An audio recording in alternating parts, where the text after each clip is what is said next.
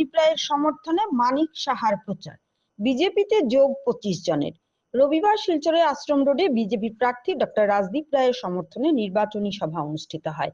ত্রিপুরার মুখ্যমন্ত্রী ডক্টর মানিক সাহা প্রধান অতিথি হিসেবে উপস্থিত থেকে মোদীর নেতৃত্বে উন্নয়নের বার্তা দেন এবং রায়কে বিপুল ভোটে জয়ী করার আহ্বান জানান। সভায় সাংসদ পরিমল শুক্লবৈদ্য সহ নেতারা অংশ নেন। পাশাপাশি কংগ্রেসের 25 জন কর্মী বিজেপিতে যোগ দেন। KRC times bureau, Silchar. অনেকদিন বাদে শিলচরে এলাম। এর আগে কয়েকবার এসেছি শিলচরে। অনেক ডেভেলপমেন্ট হয়েছে, কিন্তু ডেভেলপমেন্ট তো স্কাই ইজ দ্য লিমিট। কিন্তু আমি চাইবো যে আরও ডেভেলপ হোক এবং আমাদের ভারতীয় জনতা পার্টির প্রভারী ত্রিপুরাতে আপনারা সবাই জানেন ডক্টর রাজদীপ রায়, উনি এমপিও ছিলেন এই শিলচরের 7টা বিধানসভার।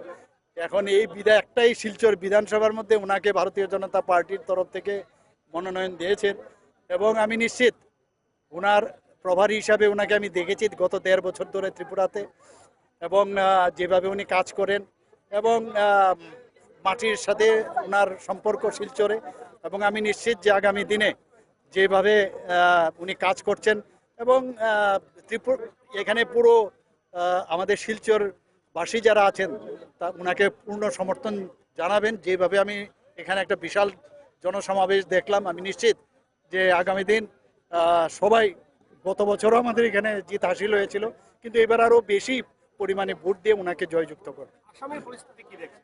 না, আসামে তো এবার মানে 3rd টাইম আসাম গভর্নমেন্ট হচ্ছে এখানে ভারতীয় জনতা পার্টিটা, নিশ্চিত পজিশন খুবই ভালো এবং আমাদের ডক্টর হিমন্ত বিশ্ব শর্মার লিডারশিপে যেভাবে কাজ হচ্ছে, নতুন করে এখানেও ভারতীয় জনতা পার্টির সরকার এখানে হবে। Sir, on 12th of April, there is an election of a TTA-ADC. So if the BJP wins, what will be the 5 points to work for the tribal people of Tripura?